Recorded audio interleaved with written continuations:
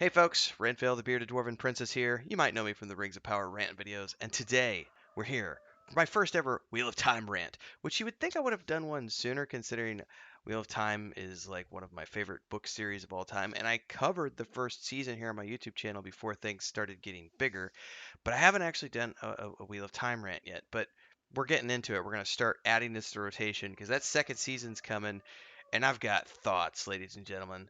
Thoughts.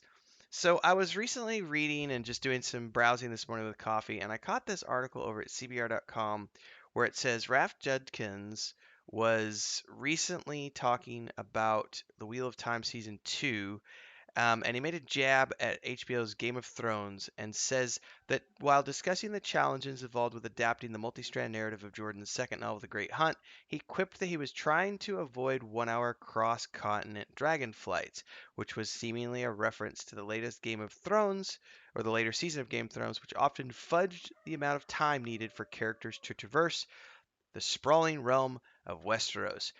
This comment blows my mind because, first and foremost, season one covered three different frickin' books.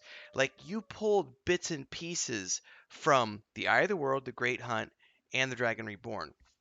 So the idea that you're suddenly not wanting to fudge the timelines, and you're suddenly not wanting to mess around with the continuity, and you're not wanting to condense, and you're trying to avoid huge swaths of time being condensed into small tiny frames, I find that ironic given that was already done in the first season. What is interesting here is they talk about how specifically they're unraveling threads from the second book, The Great Hunt.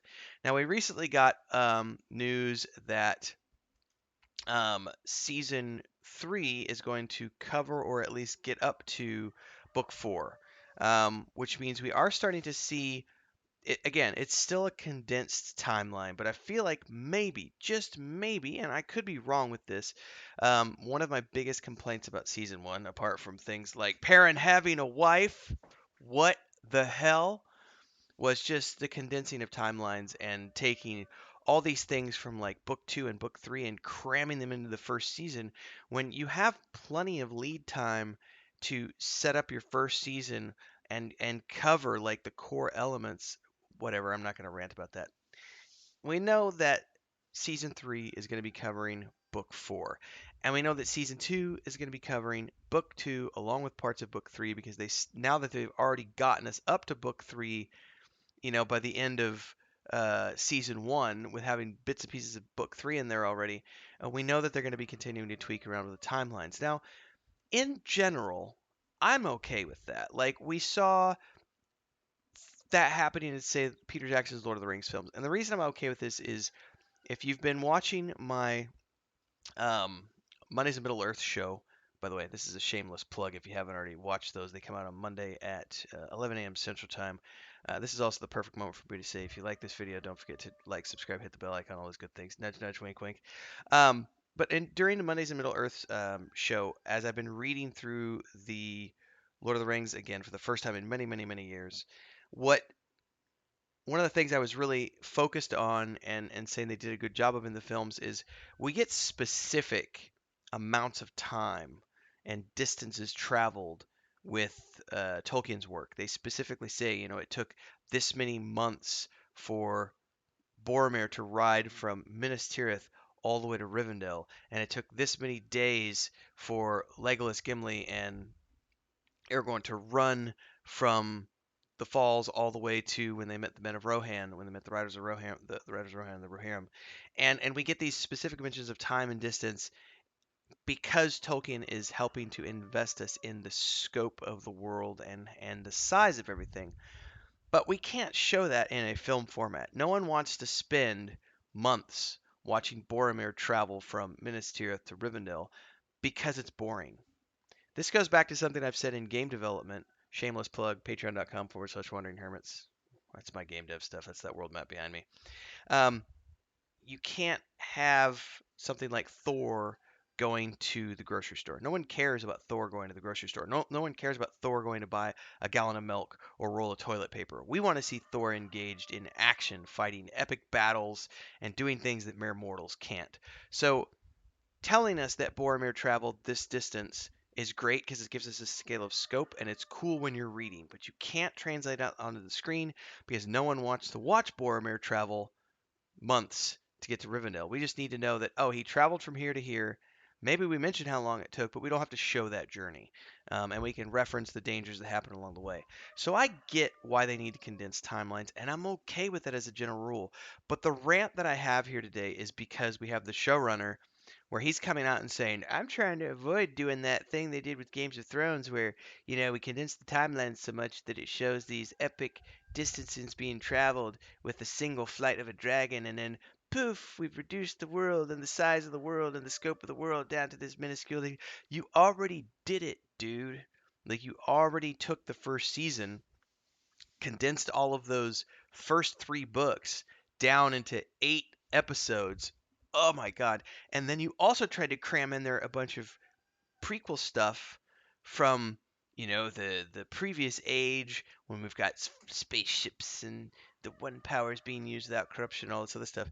You tried to cram in all these things into the first season and you were left wanting. Now, I know a lot of people will say, yes, but Wheel of Time had great numbers and it got renewed for season 2 and it already got renewed for season 3. Yes, it does have numbers. It does have viewers. And as I've said about the Rings of Power, if there's one good thing that can be said about any of this fiasco, is that at the very least it's going to expose more people to the IP Wheel of Time. But hopefully it brings them back to the books because the books are so much better. And I'm not a book purist, ladies and gentlemen. We had this discussion the other day, me and Sparrow. If you don't know who she is, twitch.tv/Sparrow. She's one of the people I multi-stream with regularly. We were discussing how we're not book purists. We just want our adaptations to be faithful. When you start changing things like giving a character a wife or things of that nature, you're no longer adapting, you're changing. And when you start to make changes, that's when we, the fans, start to get a little upset. So, looking at this article and the fact that we know that they've already done a bunch of condensing in season 1, we know they're going to be condensing in season 2, and we know that they're definitely condensing in season 3 because they're getting all the way up to book 4 by season 3, which is okay for them to do. The irony here is the showrunner making these statements about how we're trying to avoid fudging the amount of time needed for characters to traverse the sprawling realm of the world. Now that's just not true because you have to do that in any film series or TV show because you can't spend if the character's taking 3 months to get from this place to the other. You can't actually show that in screen time. You could definitely say 3 weeks later or 3 months later. You could do that to sort of show that the characters took a lot of time. You can show them. You can have them coming into town with a beard, unwashed, whatever, showing that they've been on the road for a while. But you can't just ploop ploop. Suddenly they're there, which they did in season 1. We had multiple, journeying from I'm sorry, going from the Two Rivers to Tar Valon in one like the first few episodes they made that journey. That was a journey that took 3 frickin' books to happen, ladies and gentlemen. Uh, so I don't know. I don't know what Ralph Judkins is talking about when he makes these statements because you already did it, dude. It's already there. I don't know. Like, follow, subscribe, leave your comments below. See you in the next one.